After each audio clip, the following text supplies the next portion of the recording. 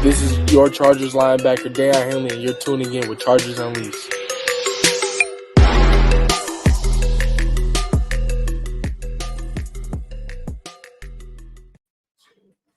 Welcome to another edition of Chargers Unleashed. Jake Hefner and Wolkenstein here with you from the LAFB Network. This is your first time tuning in the show. Make sure to hit that like and subscribe button on YouTube. You can also follow us on Facebook, Twitter, Instagram, Spotify, and Apple Podcasts. Dan Wolkenstein. It's a Victory Monday. I know you don't have a brisket in front of you right now because you are still currently on the East Coast. You're coming in from Boston this week. Yep. Dan Wolkenstein still doing it from the road. I'm here for you. And literally, I know that we did not get a chance to put out an announcement for this, but literally Dan Wolkenstein calls me up. We had a scheduled time tonight that we were going to go ahead and do a pre-recording on this. And he says, hey, you want to go ahead and do it live? Sure, let's go. So 15 minutes later, buckle up. Dan is currently, I'm not sure where you're at, Dan, but obviously there's some music ambience in the background.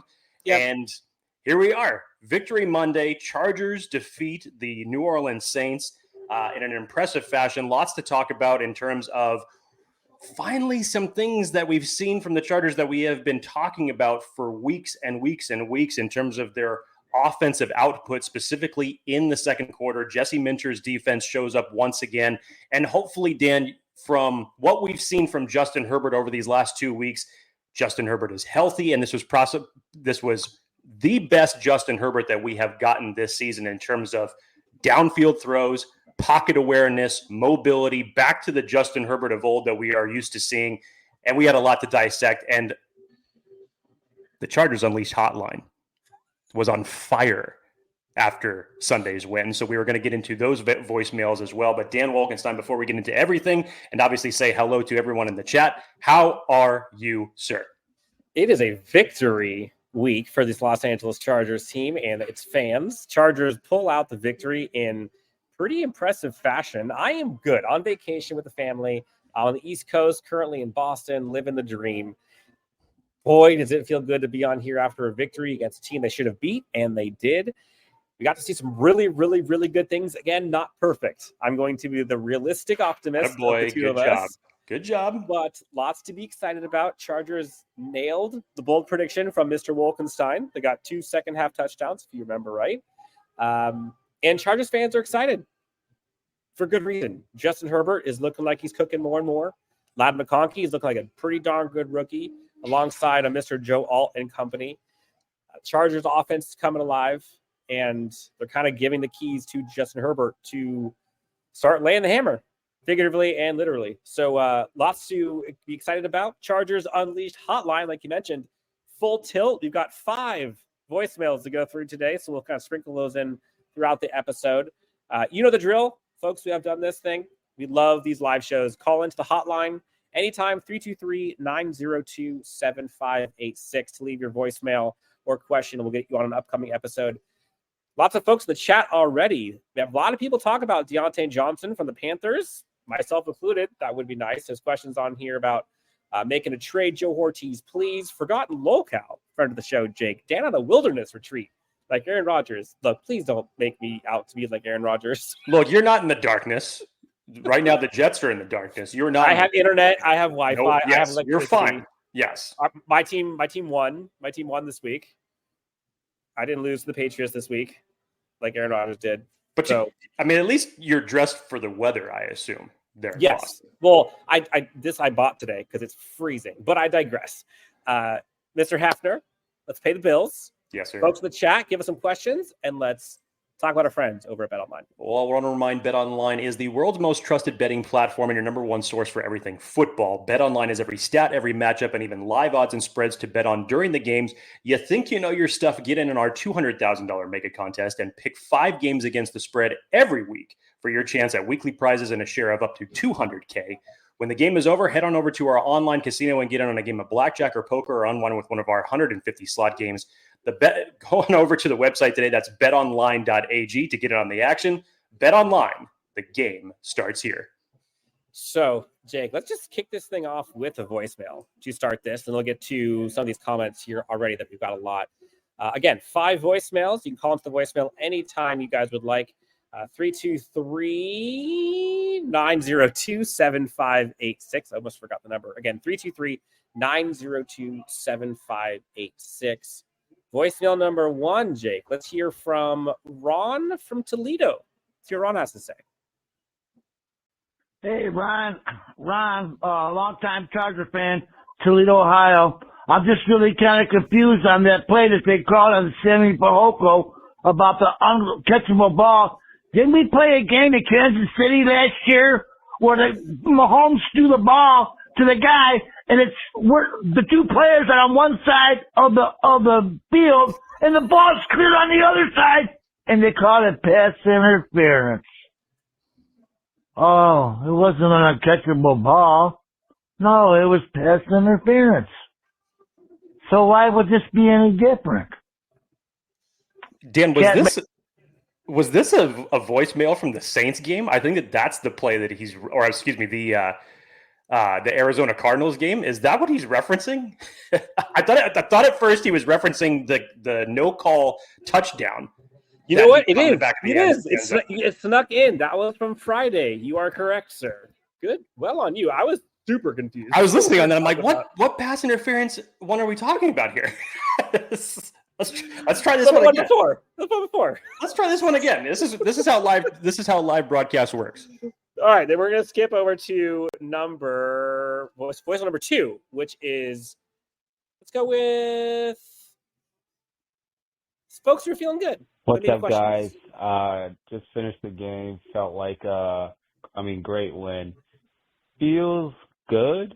A lot of good things with Ladd and Justin, the defense, Jesse Mentor, but there's just some clear, obvious holes that I think are going to hinder this Chargers team with. He doesn't sound very happy, by the way. Like the Chargers just won, and he's very monotone. Dan, now he is the. It feels kind of good? Question mark.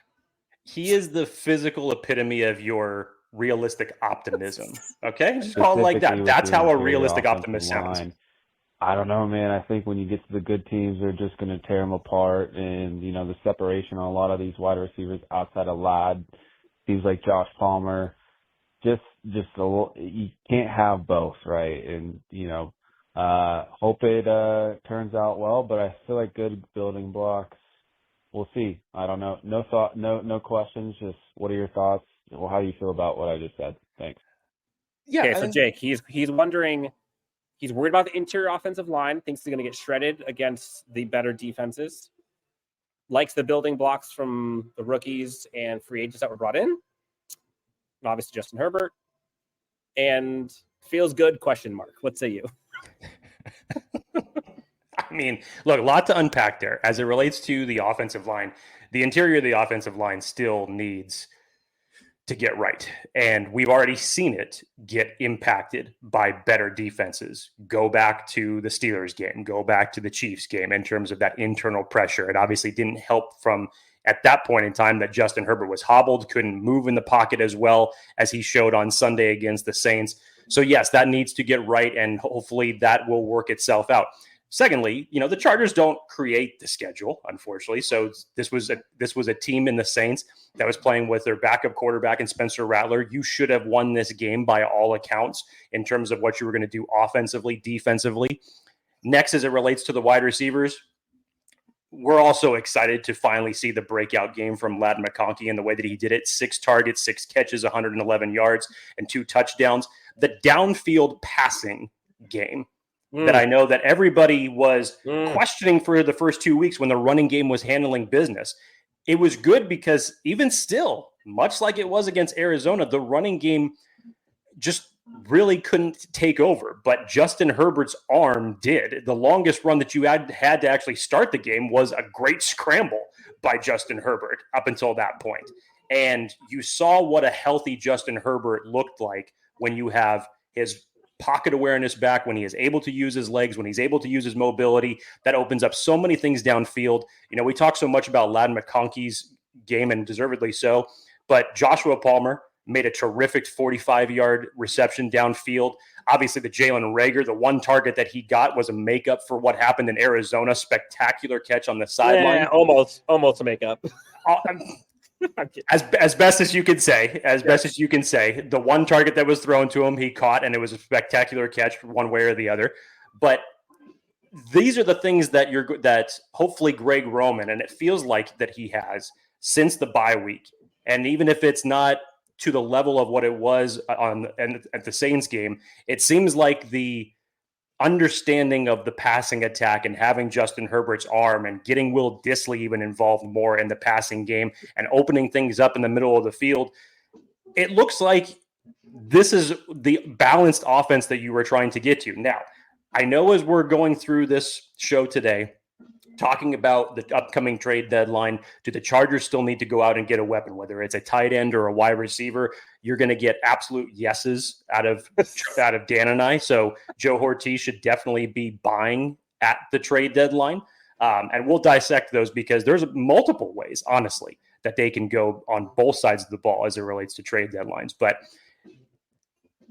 realistic optimist, yeah. That sounded like a voicemail that you would leave at least this year. Last year, no. Your voice inflection would be way up. That would be you, and it would be living in the clouds, way up. But that sounded more like you this year. So that was a little calculated and cautious. It sounded like.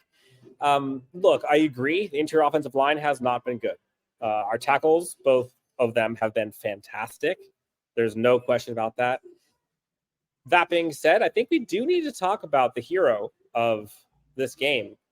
And there's a lot of them, but I'm talking about the center. After the Bush League penalty from Saints defender, doing the whole gator roll, unacceptable. I hope that guy gets fined and suspended by multiple games. Bradley Bozeman has none of it and goes off on him immediately after. Unfortunate that it becomes a double penalty that gets negated. Off a terrific play, by the way. I think that's the thing that gets lost in the shuffle is the fact that Justin Herbert did literally just a lob pass to J.K. Dobbins and then ended up going for a first down. It's a fantastic improvisation and a play by Justin Herbert that ends up getting overshadowed by what followed. And Bradley Bozeman, Rich V. Bozeman won some fans over yesterday, 100%. And you saw post-game, lots of folks talking about it. Jim Harbaugh, when he was given the game balls, the entire locker room went erupting when his name was announced. You heard Justin Herbert talking about it after the fact. And, that's a sign of leadership. And it, is personified in different ways. And say what you will about the style and the play of that interior offensive line. That's a season-defining, game-defining moment. You saw that team kind of rally behind a few kind of big plays. That was one. The Justin Herbert run for 40-something. You would not have seen that the last 6 weeks, that injury, no chance. And that's the type of Justin Herbert playmaking that I think will get this team to be next level. And you're starting to see that swagger a little bit. You see him shaking his head after some of those throws that he's doing these gestures. Yeah, that was probably the most animated I had seen Justin Herbert since he arrived with the Chargers. Danny, it was one of those type of moments where you go back to last year's game against the Raiders and you think about that Jerry Tillery hit on Justin Herbert that was out of bounds, that absolutely just erupted that sideline and woke everybody up. It seemed like that was the moment because, look, we can be honest, that it didn't start well for the Chargers. They went, their first 3 drives were 3 and outs. They obviously had the bad snap from the punt that went behind J.K. Dobbins that was knocked out for a safety, and this game was 3-2. And coming off of the Arizona game, you're like, oh my God, here's the vibes once again. And thankfully, after that play, it seemed like the Chargers were able to get things rolling. Now, as it relates to Bradley Bozeman, I mean, from a center standpoint, from a teammate perspective, yes, that was exactly what you would have liked to see, whether it was Bradley Bozeman or anybody else, to come to have your quarterbacks back like that. And again, sometimes things like that happen, and it really just energizes the rest of the team. And it definitely seemed like it did for the Chargers throughout the rest of that game. Jake, you were saying that voicemail sounded a lot like me, but we got folks in the chat saying it sounded like you. I mean, people who might remember my history on this show for 3.5 years, yes. I mean, it's not wrong. I remember exactly that tone. I remember exactly when I was on this show sounding like that. So those memories have not left me. Rich V. Eeyore called up the hotline. Okay, that one's good. Jorge, Jake's pessimism roding off on the fans too. Apparently my pessimism has officially transferred to Dan Wolkenstein. Again, we've talked about this numerous times. I'm not sure what the hell happened, but for some reason, Dan has just gone full villain arc. And maybe not so much today, but it sure as hell seems like it over the last 3 or 4 weeks. Oh, we're just getting started, Jake. See what I mean? Started. Here's a comment. Brian Lewis. Again, if you have any comments, thoughts, questions, reactions, put them in the chat. We'll go ahead and put these up as we go through. Brian Lewis, Jake. 3 takes. Number 1, Minter and his defense is the real deal. No matter if we have Jefferson or Chase outside, we need to guard badly because Herb has no time. And 3, Ladd has the potential to be one of the best slot wide receivers. I would go with, in short, yes, yes, yes. Yes. Jesse Minter once again showing why this Chargers defense is first in the league in terms of points allowed. Again, only allowing 8 points against the Saints. In total, you have only allowed 20 points one time this entire year.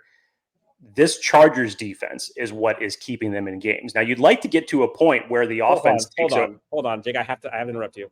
I apologize. Can you say that first number again? That first statistic you said?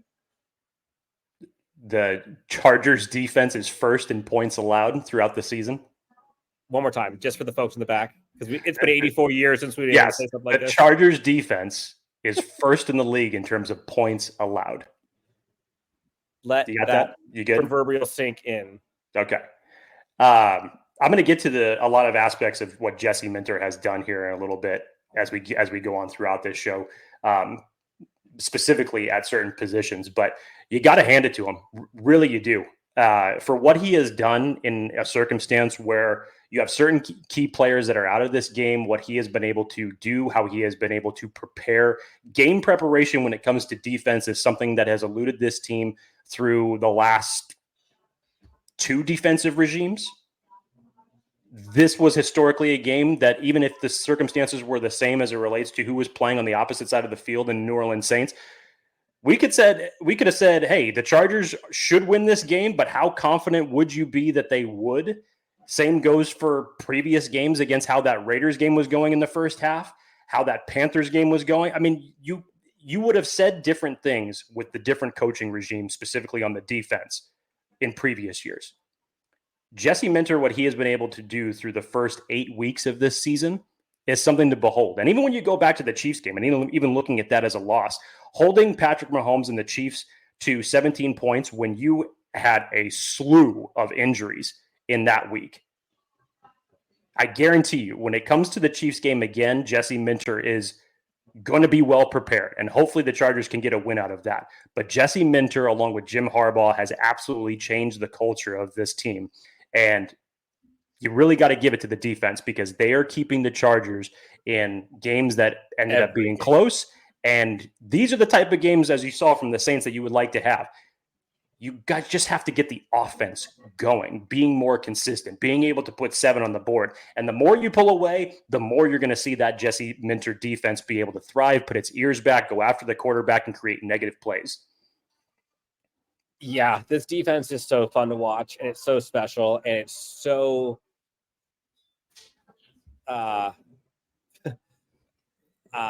exciting, I guess, to say the least, to see a defense that can keep your team in games. Unfortunately, the offense has kind of been slow. Again, they would be undefeated if they just scored 20 points a game. But again, still in the winning column, 4-3, and things seem to be kind of rolling a little bit more. Again, a lot of folks are not playing right now on this Chargers team. They're keeping it afloat. You're looking at 4 wide receivers projected to be of the starting 7 currently not playing on this Chargers squad. You got Darius Davis, you got Quentin Johnston, you got Brendan Rice, who people thought were going to be playing, and I'm missing one. DJ Chark? Or did you already say DJ Chark. There you go, DJ Chark. All 4 of those receivers we all thought training camp would be in the mix for playing time. And yes, I do think DJ Chark will make a difference. That said, I do like what they are starting to do. I like the Jalen Reagor pickup, less because of the results, more because of the intent. They're bringing in speed. Jalen Reagor is a legit 4.3 speed. You saw him open now 2 big plays. Unfortunate fumble first game. This game, it went right back to him. Props to Justin Herbert.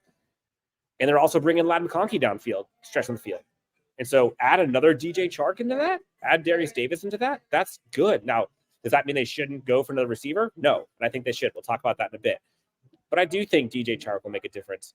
It's kind of weird, the timing, though, the window that they opened, and then it's been 2 games, and we haven't seen him. Not He's activated. been questionable on both. I can't imagine him not being activated this coming game, because if he does not get activated, he is out for the season. He'll be activated. I hope so. Again, listen to your negativity, dude. Like, you can't even get up for a player whose 21-day window has opened, and you're already thinking that he's not going to make it? We're on day 15. Usually the 21-day window opens and you play like 3 days later. Just saying, weird. bro. Just It's a little saying, weird. Charles asked, what do you think about Jalen Reagor? Back-to-back games now with explosive plays. He had a catch of, what was it? Like, I can't remember the yards. 24 yards. Spectacular toe touch catch. Arguably the Spectacular catch. best of his career, I think. I mean, hey, 1 target, 1 catch. You did it when your team needed it. That's great. I'll be interested to see when the Chargers have their full complement of wide receivers back, i.e. DJ Chark, Quentin Johnston as well. Where is Jalen Reagor going to fit on this totem pole? I'm not sure what it's going to look like. So time will tell. But hey, kudos to him in this game for stepping up, and when his team needed him, terrific catch. Yep. Yes, Athir is in the chat. What's up, boys? We are live. We are live. Yes, we are. Lots of folks calling me Emo Dan. People are asking if I'm in church. Nope. Definitely not in church. Lobby bar. He's got baseball on the screen. Dan Wolkenstein just dressed for the weather, but you kind of look a little bit emo. I do. Okay. So apparently I just need to smile more. That's what we're saying. Not Robert Pattinson, Batman emo. Not that far, but kind of got that feel a little bit. Okay. Remember, guys, punts are good. Can we talk about J.K. Scott? Hey. By the way. Hey. Outside of the bad snap to start off the game, the leg was working for J.K. Scott. Yeah, I can't remember what the average I think that he said, but it was like 50 plus that he was averaging on his punts for yesterday. 57 plus per attempt with a long of 67. Pretty damn good. And there was some hang time there. There were some moon shots. And that's the J.K. Scott that we're used to seeing. Let's see. I'm glad Jorge Rodriguez came in here. I'm glad to see Herb be himself. I think everybody was happy to see Justin Herbert look like his own old self again. Dan, you want to break down some of those plays, obviously, that just shows the mobility. I think his foot feels pretty damn good right now, being able to pull off some of those runs. Yes. Dan, I got to go directly to the Lad McConkey second touchdown, because there was so much that took place. Obviously, the culmination is Lad McConkey, just going up over defender, getting a second touchdown in his breakout game, and that is fantastic for him. But you go back and you just dissect how that whole play evolves in just a short period of time. Justin Herbert gets a snap. He looks like he's going to pull down and run to the gap to the right, literally tucks it away. Goes there. No, it's not going to be there. Rolls back out to the left. Takes the ball back out. Throws on the run to Lad McConkey in the corner of the end zone. Everything about that play is just magic from both quarterback and wide receiver. That's the Justin Herbert that is absolutely lethal when he is on the move. That is the Justin Herbert that is accurate, precise, can absolutely decimate defenses. Dan, I know that there was an incomplete pass earlier in the game, but to see Justin Herbert rolling out on more bootlegs, again, just being more mobile, the anticipation when he is able to be mobile, the freedom that he is able to have and create plays when he is mobile. This is the Justin Herbert that we were used to seeing. Yeah. Herbert looked good. Herbert looked engaged. Herbert was on the money. And that's 2 games in a row where this is a top-tier elite quarterback who's getting healthy and getting more comfortable with the weapons and the offense. It's unfortunate that weapons kind of let him down the previous game, and you heard a lot of people allude to it on this football team, kind of having to step up this week, and they did in a big way. Again, no Quentin, no Darius, no Brendan Rice to speak of after his poor performance the week prior, and no DJ Chark. They're down 4 dudes, and they don't have Hayden Hurst. That's 5 pass catchers they're without. And they're putting up points. Could they do more? Sure. But that was a pretty good performance all in all. Now, again, didn't start off great. And I tweeted about it. I think it was like midway through the second quarter where I'm like, same old offense, same old defense. Defense still cooking, offense still sleeping. I mean, you're losing 2-0. I'm like, am I watching a baseball game right now? Like, this is not right and weird. And I don't. Special teams, of course, finds a game to not be perfect, which again, like that was probably the worst special teams performance I've seen because of 2 specific plays. But like that was still all in all, you saw, Dicker doing Dicker things, J.K. Scott booming. They had some miscues, sure. They gave up some long returns, but for the most part, like this was a team win. And that's kind of the win that you'd like to see. They finished strong. They kind of put the foot on the throat a bit towards the end, Jake, which I think was probably what most of us wanted to see. And I think the returning to familiar form for Justin Herbert, all of us were sitting here just waiting for the shoe to drop once that third quarter started. We were waiting. Is this going to be another game in which this team can't score a forking second half touchdown, which they hadn't done since week 1? And I tweeted about it, I think it was like midway through the third quarter, where I was like, I don't remember what the last touchdown was the second half of the game. Like, do you remember what the touchdown was in week 1? It's been a long time. I think it was week 1, honestly. It was. But do you remember what it was? I don't remember it. I don't remember specifically what the touchdown was. No. Couldn't tell you. But Chargers' highest scoring output that they've had since week 2 against the Panthers. And again, for just not just talking about second half points, because they've done that, but definitely not over the last month essentially until the Saints game. But it had been a long time since they had just scored points in the second half. But to have a second half touchdown, to have that long of a droll, I mean, again, it's a testament to what your defense has done to keep you in certain games. Elijah Molden. Charles Mott says, we need to sign Elijah Molden. Yeah. Dan, I'll let you take that one. Jake, if there's one thing that Dan Wolkenstein is optimistic about today, it's been Elijah Molden since the day that he was actually signed to the Chargers. Since the day he was allowed to be drafted by an NFL team, and he went to a different team originally, which was not fun. I loved him coming out of college. I loved his instincts, his versatility, Swiss Army knife type, and he's just a gamer, man. That's 2 interceptions he should have had in that game alone that were taken away. Elijah Molden. Huge pickup by Joe Ortiz. And yeah, I agree. He is the type that they should re-sign 100%. It's going to be interesting. We're not going to talk about it now, but it'll be interesting which of these DBs they end up re-signing. You got Christian Fulton on a contract here. Asante Samuel Jr. on a contract here. Elijah Molden on a contract here. I mean, if you were to re-sign one of them, which would you do? Only one. That's tough, right?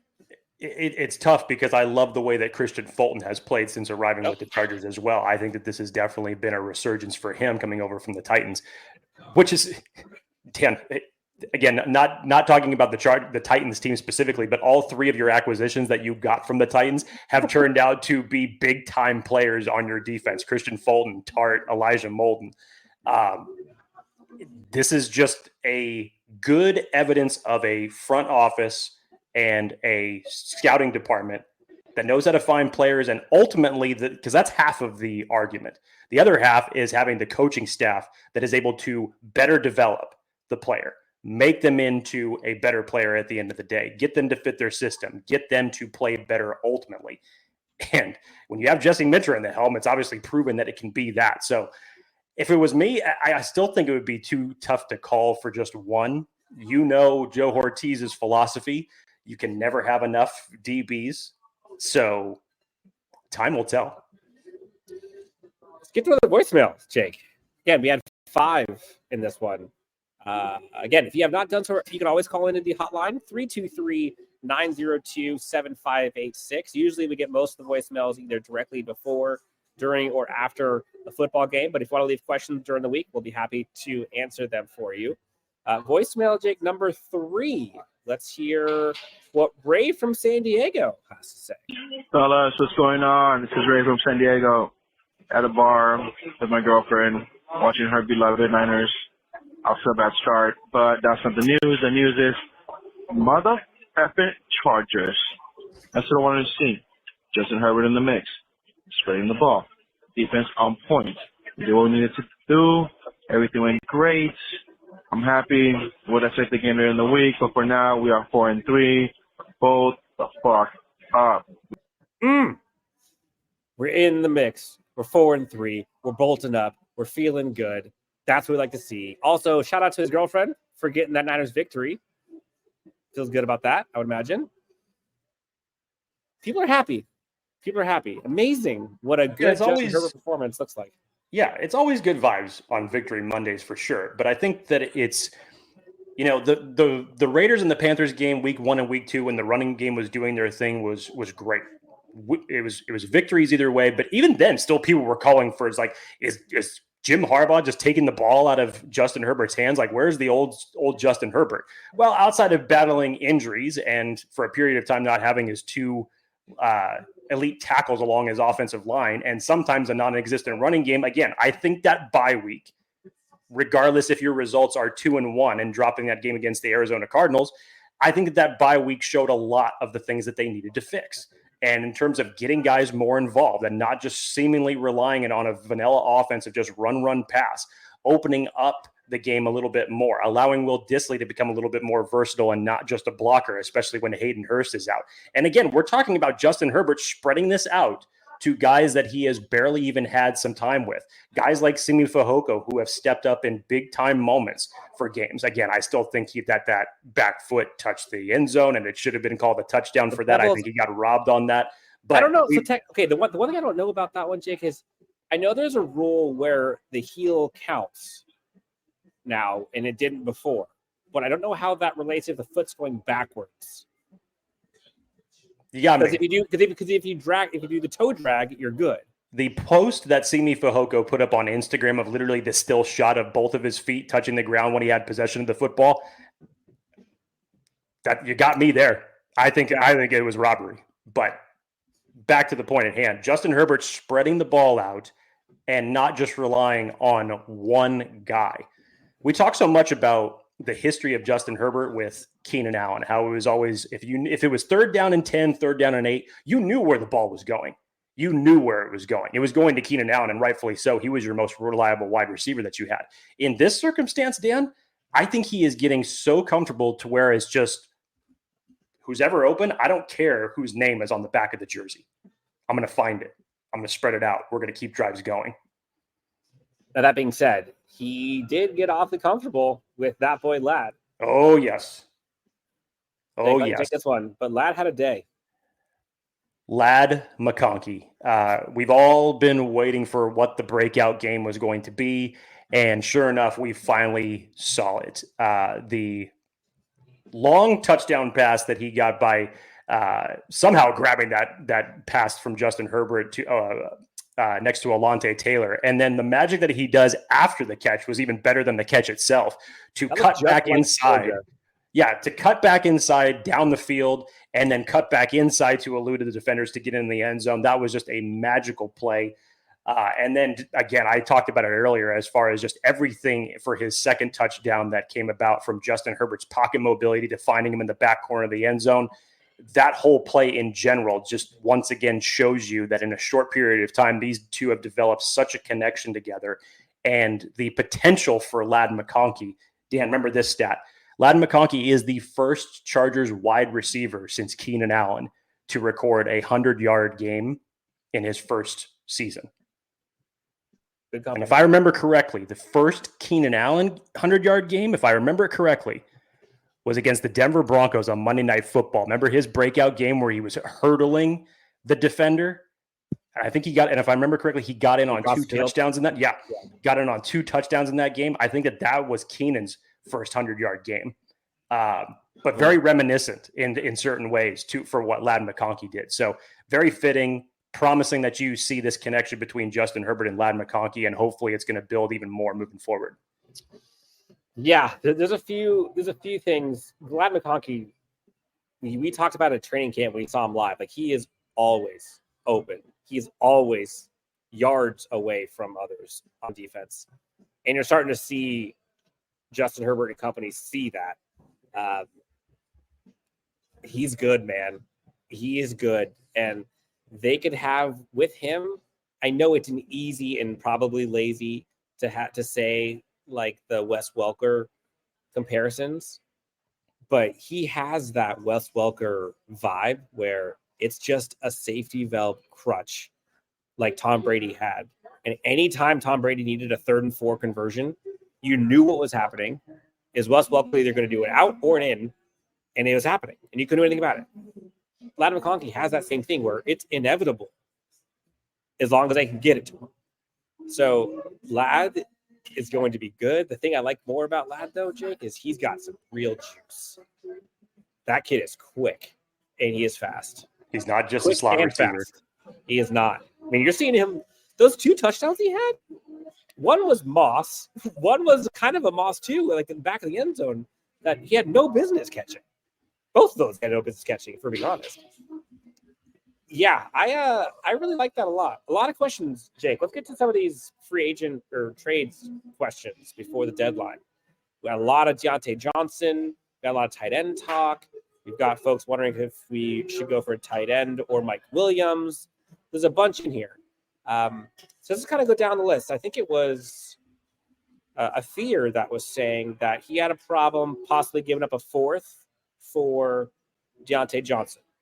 Jake, what would be your trade, and who would the receiver be that you want?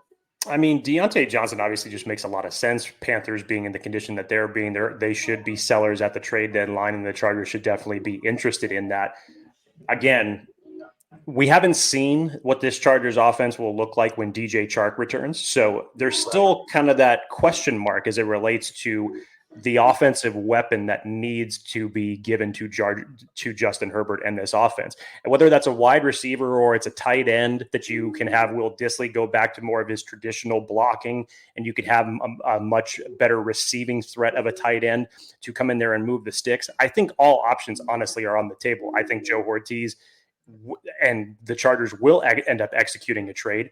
And whether that's on, I do. And whether that's on offense or defense. What world are we living in that we're predicting a Chargers make a trade before a deadline? Well, I mean, let's just go case in point for who the previous regime was that never made a trade during the draft, never traded back in the draft, and hardly ever was active during the trade deadline. When you've already seen what Joe Ortiz has done in a short period of time, I have all the confidence in the world to believe that he is going to do something, especially for the Chargers to end up making a playoff push. You saw what your AFC West rivals have done just in the last 2 weeks with the 2 trades that they have pulled off. I think the Chargers can evaluate their roster respectfully. Again, Joe Ortiz has even said this, always churning the bottom of the roster, always looking for ways to improve it. It's his own words saying the work is never done. So I think the Chargers are going to be in at least trade talks. If one hasn't ended up or ending, if one is not able to come to fruition because of another team offering more, what have you, just the fact that the Chargers would be in trade talks alone is a big step up from where we were just a short period of time ago with this front office. So yes, in fact, there's I have more confidence. than 1% chance. I have confidence. There's a question there. Would you rather do a tight end in a trade or Mike Williams if you had to choose between the two? There's gives and takes between it. First of all, it would depend on the tight end. I know everybody's talking about, David Njoku as a possibility, just given Cleveland's. Well, Cleveland looked pretty damn good on Sunday when it wasn't Deshaun Watson and when it was Jameis Winston. Wonderful. Back there. The week before they played the Chargers. Great timing for that to happen. Mike Williams obviously has the rapport with Justin Herbert. And honestly, especially with what has happened with the Jets over the last 3 weeks since firing Robert Saleh, I wouldn't see why they wouldn't try to move some pieces around. I don't see, first of all, it was already a crowded wide receiver room as soon as Devontae Adams got in there. And now you've lost 3 straight since you fired your head coach. Mm-hmm. I think the Jets are definitely going to be sellers at some circumstance, and wide receiver just makes a lot of sense for them. So the other one. It's a little bit give and take because it would depend on who the tight end is. I would need to see a better receiving threat at tight end because you already have your blocker. So if you're able to pull off a trade for one of those, great. If not, then Mike Williams, seemingly from a chemistry and rapport standpoint with Justin Herbert, to me would make a lot of sense. I get the chemistry and trust and rapport part. I get that. I just don't. Is he my top wide receiver choice? No. Yeah, and like, do I like? I think he would marginally move the needle. I don't think he's the one that takes this core over the top. I don't think Mike Williams brings the most of what this Chargers core needs. Like, this Chargers core needs juice, needs volume, needs separation, needs speed. He has none of that. He has playmaking, sure. He's an 80-20 jump ball guy. Absolutely. At least he was. I'm not sure what he is right now when healthy, if healthy. Like, that's a lot to rely on as your savior for this core. I'd rather have the other Jets receiver. I'd rather have Garrett Wilson if he's available. Chris Olave from the Saints, I would take. I think Deontay Johnson's probably the most realistic. Yes. But also the most exciting. Go look at his highlights. Go look at some of the catches and some of the things he's doing on a bad team right now. Look what he's doing with a bad quarterback last year in Pittsburgh. So I like it. I think he brings the hands, the volume, the speed, athleticism. Can take the top off on a, I think, relatively reasonable contract for at least compensation pick. I mean, you're probably going to get one back too if he walks. That's what I would do. That's what I would do. And again, that's a log jam of receivers, man. You got Quentin coming back. You got Darius coming back. You've got DJ Chark coming. And then possibly Deontay Johnson. That's 4 receivers you're adding to Ladd McConkey and Josh Palmer. That's a stacked group if you can do that. Imagine that being your receiving core. DJ Chark, Ladd McConkey, Darius Davis, Deontay Johnson, Quentin. You're feeling a lot better about that. So would Fehoko be your 6 in that circumstance? Let's see. Quentin, Palmer, McConkey, Davis, Chark, Johnson. That's 6. Give me 7. There'd be some interesting conversations to have to try to work that wide receiver room out. Yeah. Let's get another voicemail, Jake. I think there was one in here that we had. This is going to perk your ears up, Jake. We have one that's related to the draft. Hey, yeah. Now we're talking. Which we had some people talk about the draft here in the chat as well. So we'll get to some of the draft questions. But what you got to say? Hi, guys. Love your show. I just have a quick question. Would you guys be surprised if the Chargers pick a guard in round 1 of next year's draft?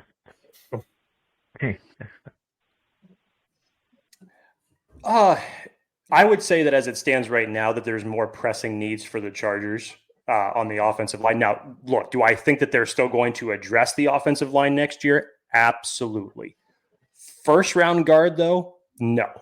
And I say that from the standpoint of the talent that is going to be on the board whenever the Chargers end up picking. For now, let's just call it around 20.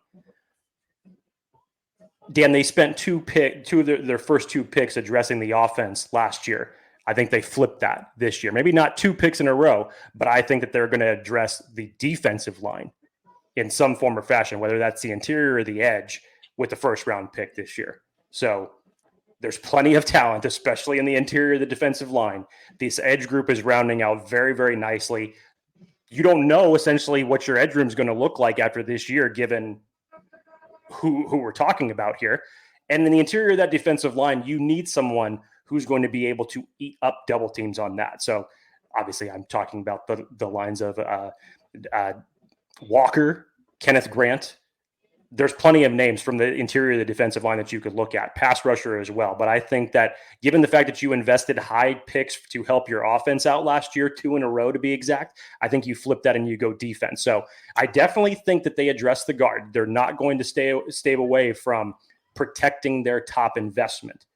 Do I think that they draft a guard next year? Yes. Do I think it happens in the first round? No. And a center. We'll talk about that for another day. You know when you're a parent to a toddler when you see the word unknown and you immediately think of Frozen and all the 37,000 times your daughter sings the Elsa song, Into the Unknown, for all those fathers and mothers out there. Unknown Jake says, Dan and Jake, the next Travis Kelce is in the draft class. And he's referring to the Michigan kid. Yes. Well, that's Mr. Colston Loveland, who a lot of people already have connected with Jim Harbaugh, and rightfully so. But Dan, this tight end class, while everybody was looking at the previous few years in terms of how good that was, and we all remember our conversations that we were having about why Tom Telesco did not pick up a tight end in that particular draft. But my God, Tyler Warren out of Penn State also looks phenomenal as far as a receiving threat grows. So it's tough. It's tough to say that. Do I think that the Chargers go tight end next year as well? So you have Will Dissly on a long-term contract. You may just have him end up being resorted to his blocking duties as a full-timer. You still need a receiving threat. So yeah, I could see that being a possibility as well. Now, in terms of where tight end is going to line up as far as the big board goes when it's all said and done, who knows? We all know that I was a huge Brock Bowers fan leading into this last draft, and thank you, Tom Telesco, because now you're showing everybody why he was such a high pick in that regards as far as where he went in the draft. But yeah, I would have to believe that tight end is going to be a priority for the Chargers, whether it's in free agency or the draft next year. Yeah, Alan says, I think they need to keep both Christian Fulton and Elijah Molden. Again, we talked about how many free agent signings they had this year. And people earlier in the chat were saying how one of the only, if not the only bust, quote unquote, has been Hayden Hurst, which I don't know if I agree with. We haven't seen much of Gus Edwards. We haven't seen much of DJ Chark yet. We haven't seen much from Hayden Hurst. Like, not all of them have panned out, but a lot of them have. And they have hit on a ton. And you need to. They needed to. Well, the good thing is the Chargers are actually going to have a good cap space number going into next year, where this year they did not, and still look at what they have done given limited cap space and some of the players that they had to jettison to make a team. And they've done a pretty damn good job. Let's see what Joe Ortiz is going to be able to do when he actually has money to spend. Johnson is old, says Unknown. I'm pretty sure if he's referring to Deontay Johnson, he's 28. He's not old. I don't know why we're talking no old receivers. If there was a receiver that you got to choose, if you had your choice, it would be realistic. You're asking me? Yeah. It'd still be Deontay Johnson, number one. I think I'm with you. I mean, I think pipe dream would be Garrett Wilson. Like, if you could get Garrett Wilson for, let's say, a second-round pick, would you do it? He still has years left in that contract. Sure, but I highly doubt that the Jets would let that go. You don't think they do it? Something just tells me, outside of what you've seen from the Jets so far this year, I think that might be one that they stave off on, because however long Aaron Rodgers is going to stay with the team, depending on how the rest of the season goes, you don't know. They still may want that as a critical piece. I just don't know that they will let that go for a second-round pick. I think it's first or nothing for them. I don't think it's as easy of a no as people are making it out to be. Because when you got Devontae Adams on your team, like, that's... I understand that, Dan. But at the same time, look at everything that's happened with this team. Last year, all they were saying was we needed just a quarterback because it would have made them a championship team given how their defense was playing this year. Who knows what the end of the season is going to look like for the New York Jets and where they're going to go, because there are so many questions now from quarterback, coach, personnel alike. Would you do a fourth for Deontay Johnson? Yes, I would. Even with an expiring contract? Because the Chargers are going to have money to spend next year. Yeah, I do. And it's not necessarily a foregone conclusion to say that he would ultimately end up come and sign back, but it's more flexibility for the Chargers that I find that a much more realistic possibility to do. Sure.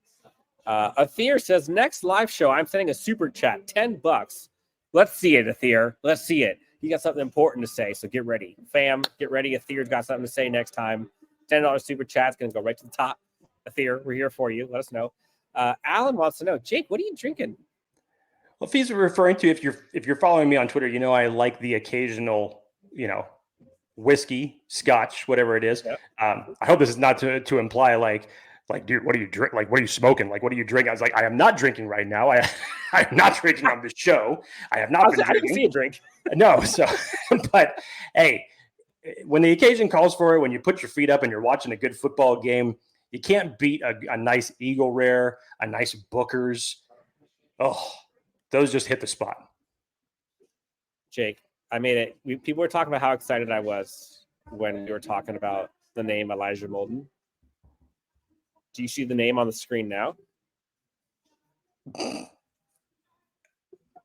Well, Dan, let's just say this much. With the injuries to Nico Collins and now more recently with Stephon Diggs, maybe you'll get back to those old type feelings that you had, because Tank Dell is I can't do it. going to be wide receiver 1 for a period of time here with the Houston Texans, and we may be seeing the exact same type of highlights that we saw earlier from him last year. Athir. I love you, my baby, but why would you do this to me? I was just getting over Tank. And here you go, making that thought creep back in my head about what that could have looked like with him and Justin. Everyone here knows who was riding shotgun on that train next to Tank Dell on the hype train for Tank Dell. Yeah, obviously, I would love to see Tank Dell on the Chargers, but it's not happening. There's no way. Let's see. Sky Moore is the name here. Does that move the needle for you? Yeah, I haven't even seen anything on that.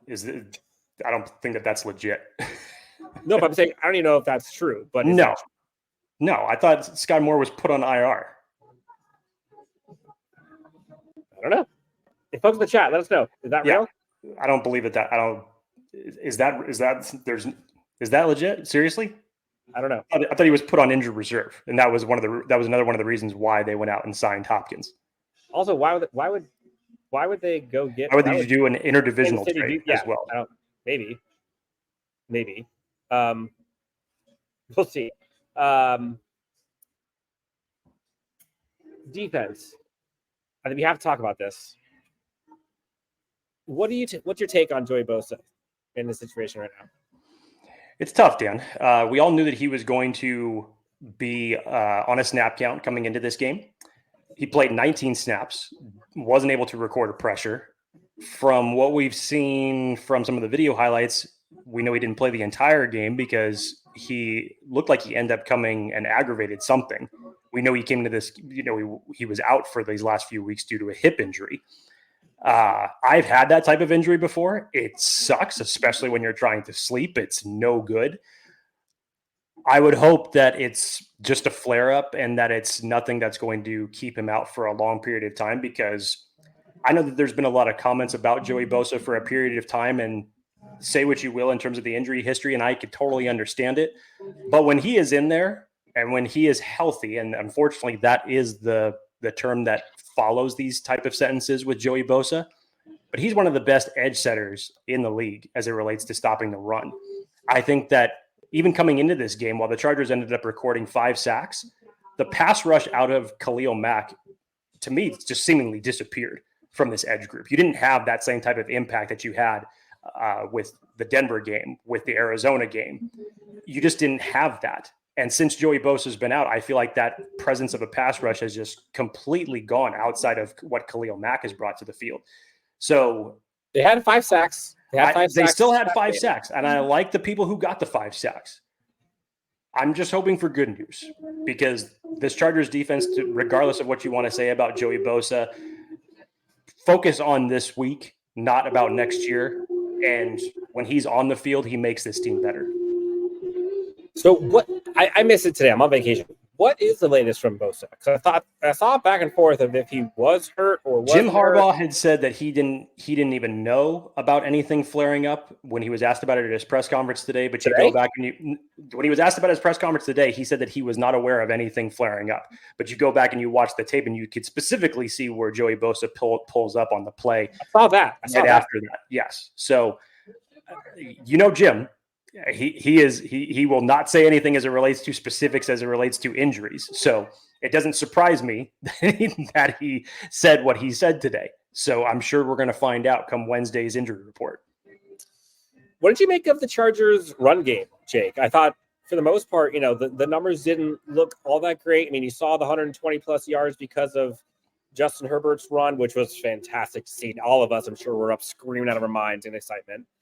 I thought J.K. Dobbins didn't really have that much to work with, but he ran hard, man. Like, those are some tough earned yards. Yeah, I mean, look, it showed up in the box score, but it was better than the Arizona game. Let's just call it that. I think it was serviceable. I think it was serviceable. Look, I have been a champion of J.K. Dobbins since he arrived with this team. I love what he did those first 2 weeks of the season when the running game was clicking. I think also teams are figuring out where to attack the Chargers offensive line, especially when it's not performing in the interior the way that it was for the first 2 weeks.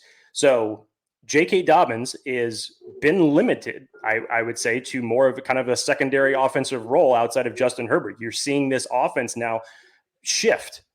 The most balance that it had, obviously, was in that Denver game when you had Justin Herbert put up the numbers he did and J.K. Dobbins put up the numbers that he did in that game. You want to try to get back to having a balanced offense. Now, for the most part, outside of what Justin Herbert did, the running game was okay. You go back and you watch his touchdown run. Scott Matlock had a phenomenal block that got him free into the end zone for that game. You just hope that your blocking gets better for J.K. Dobbins. It seems like J.K. Dobbins is running so hard, and for the last few weeks he looks like he's been right there to break something open. And it just hasn't come the way that it was coming those first 2 weeks. So you hope that that's not something that Greg Roman and Jim Harbaugh are going to go away from unless it's just absolutely not working. They're still going to try to feed J.K. Dobbins. You're hoping that you're going to have Kamani Vidal more involved. I mean, I will give New Orleans Saints this. They had the screen scouted. And whether we're talking about J.K. Dobbins, Kamani Vidal, or the tight end screens, they were not working, period, in this game. So you got to give them credit for that. But overall, as a run game, it's not the Chargers' only weapon. And that works for me. But you'd like to see it be a little bit more balanced overall. Yeah.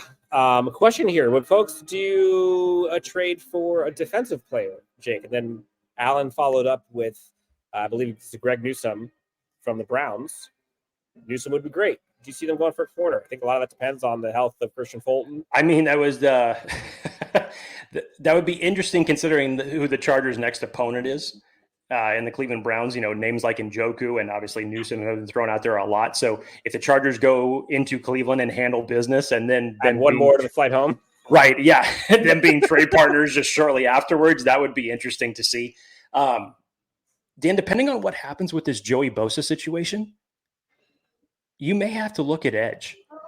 I've actually been saying it for the last few weeks. I've been very surprised that they did not activate Tremon Morris-Brash from the practice squad to come in and supplant that because, as I mentioned, the pass rush just really has not been what it was when you had your 4 big name players in there. When Jesse Minter was able to be creative and on certain plays have your line be Khalil Mack, Joey Bosa, Thule, and Bud Dupree on the field at the same time, which was just nutso.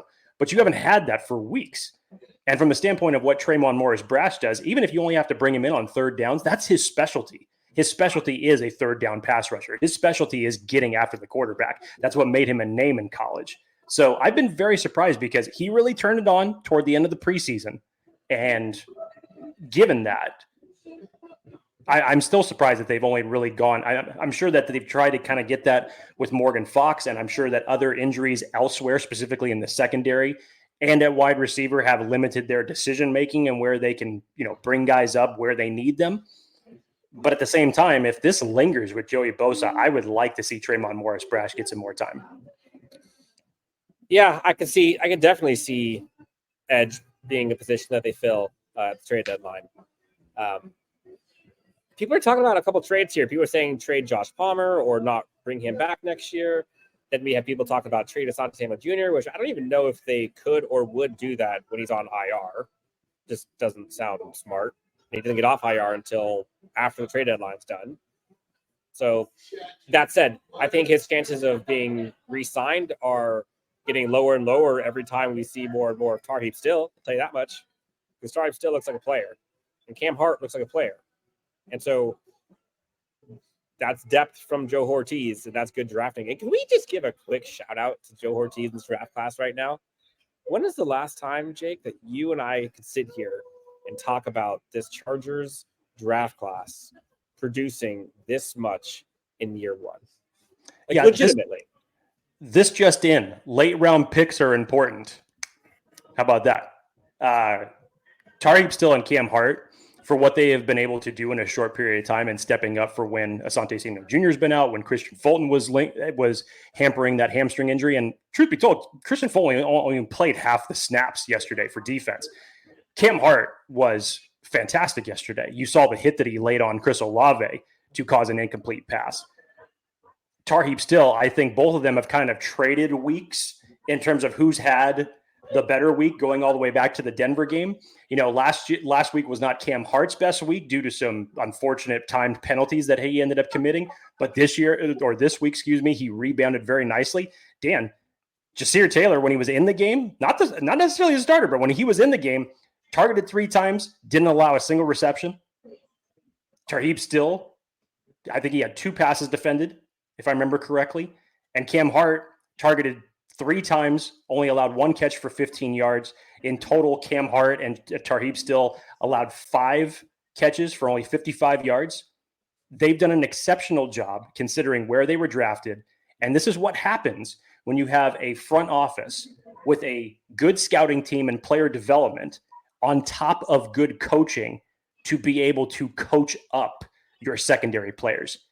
We give so much credit to Jesse Minter. We once again need to give credit to Steve Klingscale, the secondary coach, and his message that he has put out since day one that he had his press conference in terms of having guys ready to step up, because he even said it in his press conference. He anticipated injuries happening. You haven't had Dean Leonard. You haven't had Asante Samuel Jr. At certain points of the year, you haven't had Christian Fulton, and Tarheeb Still and Cam Hart have picked up that slack. Do you remember during the draft when there were certain people who were talking about cornerbacks not mattering, and we didn't need to draft any corners, and then they go ahead and draft 2 corners, and they end up playing this much, and they end up trading for another one, and is this pivotal? That's what good secondary play mixed with good coaching does to your point. What good front office and good drafting does as well. Feels good. Feels good to see it happen to your team. Jake, not all positivity on this show. I've committed to that from now on. It wasn't all good. It wasn't all great. There was some bad in this game. Let's get to some of the things that they need to work on moving forward. Well, tackling, unfortunately, was an issue that kind of came over from the Arizona game. Especially on running backs. James Conner forced 12 missed tackles alone in that game in Arizona. It didn't get much better, especially when you look at the run that Alvin Kamara had. Bud Dupree was trying to rip the ball out, cause a fumble. Unfortunately, that just allowed Kamara to get free, and he ended up going down the field even more. So there was plenty of things to clean up defensively. And Jesse Minter had talked about that, and just in general, the mindset that he has kept from his team, even in victories, to make it seem like they didn't win the game, to feel like there's still things that need to be corrected. So yeah, tackling needs to improve. Dan, I thought even with Spencer Rattler, I thought the middle of the field was attacked more often than it normally is with the linebacker group. You got to clean that up as well. So, defensively, that was where I would say. Offensively, we're kind of back to the same things that we have our normal concerns about with the interior of the offensive line. Justin Herbert, even though the fact that he was back to being healthy and his ability to escape pressure, was still sacked more times than you would have liked to have seen, especially during the beginning part of that game. So, again, things to correct, especially in the trenches and in aspects of the middle of the defense as well. Yeah, There's comments in here about moving Zion back to right guard, moving to center because he's been a bad left guard. I wouldn't say it. He's been great run blocking. He needs to work on pass protection for sure. Which again, that's the entire interior offensive line needs to work on that. I don't know if moving into right guard is the answer or center is the answer. I really don't, because on run blocking plays, him and Rashawn Slater with all pulling, that's a pretty darn good trio. That's a road grading trio right there. So I don't mind that. I still have faith in Zion. Has he lived up to his potential? No, but I think he could, for sure. I think he could. A couple things that still have not really proven well. We talked about this Chargers offense finally scoring a second half touchdown, which, hallelujah. But their third down, still not great. They were 3 for 12 in that game. Not great. Again, Saints were 2 for 16, which is worse. But 25% conversion is not good third down conversion. At least when you needed the third down conversions, if you go back and you look at what those conversions were, they were big time plays that ultimately ended up making huge impacts in the game. But yes, overall, as it stands, 3 for 12 on third down, no, that's not going to get it done against a better opponent. No. I think there's still some containment issues going up against mobile quarterbacks that drive me absolutely insane. Again, you're going up against a far less athletic quarterback than Kyler Murray and Bo Nix, but you still saw some of that. I can't really say much, though, really. The defense has looked so good. They've gave up 6 points, 2 of which was a safety, so I don't put that on them. 6 points in an NFL game is hard to do, man. That is hard to do. I mean, the defense looked good. Offensively, we talked about the interior offensive line. Run game, I think, needs to get back. I don't know if that's because Gus Edwards isn't there anymore. I don't know if that's because interior offensive line or Kamani Vidal needs more playing time. But they got to get that back. I think that helps out a ton. But at the same time, it's hard when you see Justin slaying it like this. I think that's why there's been so much action for Justin getting another receiver. It's like, all right, well, if they can't run it that well, give him weapons where you can just throw over the top of all the pressure. So I don't know. There's obviously a balance, right? But even in that game when Justin was flying, right? Like, he looked good, but at the same time, the Chargers' run game, there was still volume there. And I think that's what matters. Is it still balanced? Time of possession was balanced. Still had 17 carries by J.K. Dobbins for 57 yards. Like, 17 carries is good. Another 6 by Kamani Vidal. Like, that's 23, 24 carries total by running backs? Like, that's. Would you usually see more in Greg Roman offense? Probably, but 24 is not minimal. So, I don't know. I'm kind of okay with that. I do think the challenging of some of those were tough. I think because Jim Harbaugh missed that first challenge, I think he's probably a little gun shy to challenge that second one on Semi Fehoko touchdown. But that seemed like a touchdown. I don't know the rule of the heel going backwards, hitting the ground. Looked like a touchdown to me. Yeah, I don't know. But otherwise, I think there was somebody in the chat saying, shout out to Thule. Shout out to Thule. Yes. Really good. Yes. I love seeing the batted balls again. Shout out to Tahir Tart. He got up for that one and was so excited about it. He even jumped again after it was an incomplete pass. He got a whole foot off the ground, but he got up there. Yeah, that looked good, and that was important because that looked like it was open for a lot if he didn't do that. Bud Dupree at the end of that game, that was a bummer. Luckily, it didn't cost him any points, but that unnecessary roughing the passer at the end of the game, that doesn't need to happen. Game's over. I thought Cam Hart's looking good, man. I really like Cam Hart. If he could stay healthy, he has all the tools. Him and Tarkib is a great tandem of cornerbacks drafted this year. Cameron Ticker, again, I know he missed an extra point, so that sucks. But the kid is automatic if it's a field goal. It's just insane. He's literally never, I'm knocking on wood, he has not missed a kick inside 50. No. You saw how valuable, obviously, he was last week, even in a loss against Arizona, just booting the crap out of the ball, and seemingly that 59-yard one that he just makes it look easy. Yep. And when you're getting in rarefied air with that much efficiency in the Justin Tucker type conversations, there's something there with this kid. He just has that ice. And yes, it was very just uncharacteristic when you see him miss an extra point from the Chargers' first touchdown. They ended up putting in. They're like, wait, what? That's unusual. But move the extra points back into the 30 yards, and all of a sudden it'll be automatic for him. Yep. Last voicemail here, Jake, before we get out of here. I know we're going a little long here, but this is too much fun. Again, 323-902-7586. We got to get some more energy in these. I think I'm rubbing off on them. You're rubbing off on them. We got all pessimism. Chargers just won. Just won a football game. How am I rubbing off negatively? According to half the people in the chat, you are. That's what we saw. Where has that been?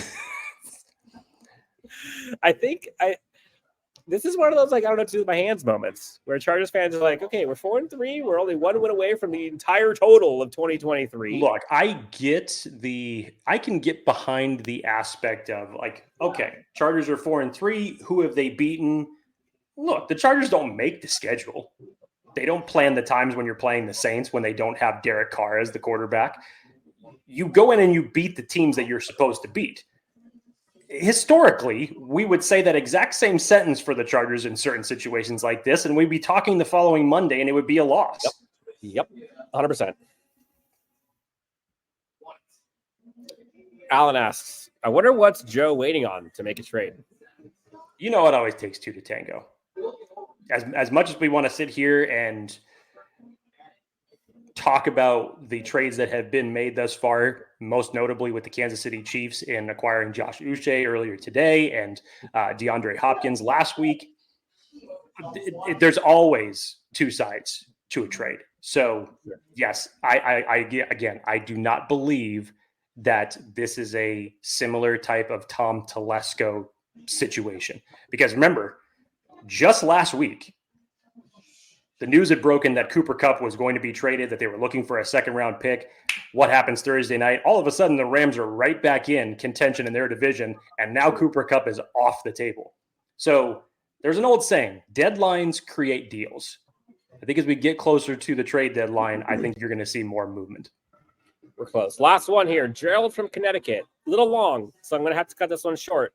We'll see what he has to say for a bit of this before we have to cut it off. I think this is almost a 3-minute voicemail. So here we go. Hey, Chargers Unleashed. It's Gerald from Connecticut once again. Just heard the Chargers got back on the winning train, beating the Saints 26-8. It wasn't pretty, wasn't easy at first, but eventually they took care of business. A much-needed victory after that disappointing loss in Arizona against the Cardinals. A winnable game, no doubt, but they handled a Saints team that's been depleted. Seeing Justin Herbert being back to himself, Lat McConkey is just freaking awesome, you know? Shout out to Lat McConkey. He deserves all the praise. His rapport with Justin is fantastic. The running game, slowly but surely, is getting back.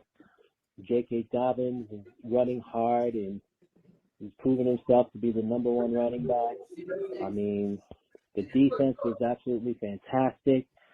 Pretty good special teams, actually really good special teams play. We're 4-3, and now we'll have a chance to go 5-3 next week against Cleveland, who beat Baltimore. So that. I will cut off there. So he goes on to just talk about this Chargers team possibly making a trade at the deadline, early November. A lot there, obviously, but a win is a win is a win. And again, I say it, Chargers had 5 wins all last season. They were banged up last season. They're banged up this season. Justin Herbert was hurt last season. Justin Herbert is hurt this season. Granted, they didn't play Justin the last whatever games. Still, they're a win away from their 2023 total already in week 8. So clearly in the playoff picture now. They're currently in the playoffs if it ended today. They've got a nice little stretch here of winnable games. Just like we say, the chips went their way where they got to have a Derek Carr-less Saints team. in my opinion, chips went against them when they now have a Deshaun Watson-less Browns team, plus Nick Chubb. Yeah, That's you can't sleep on the Browns after a performance like that, especially when they still field one of the best defensive players in the league in Myles Garrett coming up for Cleveland. So we were just talking about this 2 weeks ago, looking at how favorable the schedule was over a 4-game stretch. That was when Deshaun Watson was the quarterback of the Cleveland Browns. And now all of a sudden, Jameis Winston steps in and throws for 300 plus for 3 touchdowns, absolutely invigorates this team with a divisional win against one of the best teams in the league. They may be riding a high with the Chargers coming into town. And you go to Cleveland for this game, and then you come back and you have a game against the Titans. I would still say that the game against Cleveland is one that you'd feel favorable because there's some familiarity, because Greg Roman knows what it's like to coach against the Cleveland Browns. J.K. Dobbins knows what it's like to play against the Cleveland Browns. So I'm sure that this is going to be another one of those type of games where there's going to be a lot of preparation. Defensively, I think that Jesse Minter is going to have his guys ready to play. These things that we have talked about in terms of what needs to be corrected. I would like to see the running game be more productive coming up this week against Cleveland. I would like to see the interior of that line be a little bit more stout and not allowing interior pressure to Justin Herbert. Still a lot of things that need to be corrected. But the fact that Justin Herbert is now hitting his stride at this point of the year and seeing a game like that to get right on, you feel good still going into a game that is probably going to be tougher than it was 2 weeks ago. But you got to come away with a win, because all of a sudden Denver still is ahead of you as it stands right now. Kansas City is still ahead of you as it stands right now in the division. You cannot let these opportunities slip through your fingers when you have this part of the schedule for you. 100%. Jake, let's get out of here on this one. Last piece here. People talk about Darius Slayton on the Giants. Yes. Darius Slayton, Deontay Johnson. I'd still go with Deontay. Honestly, I still would. Yeah, I think I would too. Deontay Johnson would be nice on this team. I think he has the tools that this team lacks a lot of, and he could be the volume guy. He could bring so much stress off this team, man. It'd be so nice to see this team be able to just air it out a bit. I'd open it up so much. I'm good with Deontay Johnson. Jake, we went through a bunch here. Chargers, again, victorious. Beat the Saints, improved to 4-3, 26-8. Weird scoring. A lot of weird stuff happening early in that game, but the Chargers take care of business. 2 second-half bold predictions succeeding. Touchdowns by this Los Angeles Chargers team. Lad McConkey has a day. Justin Herbert slings it, and defense continues to do its thing. Anything else, Jake, before we get out of here? I know it's late. Appreciate you accommodating your schedule being 3 hours ahead, because it's now, what time is it there in Boston? 10:42. 10:42. And doing this on a whim, fantastic. Again, we always love live shows and getting everybody in here to interact, to answer the Chargers Unleashed hotline, and of course to answer your guys' questions. Always appreciated. Victory Monday always tastes good. Let's hope that we can make it 2 in a row, and we'll be back later on this week to preview the Chargers going up against the Cleveland Browns. We will. I can't wait. Again, thank you all so much for tuning in. If you have not already done so, take 10 seconds, hit that like and subscribe. Leave us a review, a comment. Helps us out a ton. We appreciate you guys. We love doing live shows. These are always so much fun. But until the next one, for Jake Hefner, you can find him at Dan. That's not true. You can't find him at Dan. You find Jake Hefner at JT Hefner. Myself, you could find, if I'm not stumbling over my words, at Dan W Sports on X. Thank you so much for tuning in, and we'll talk to you next time on Chargers Unleashed. Have a good night, everybody.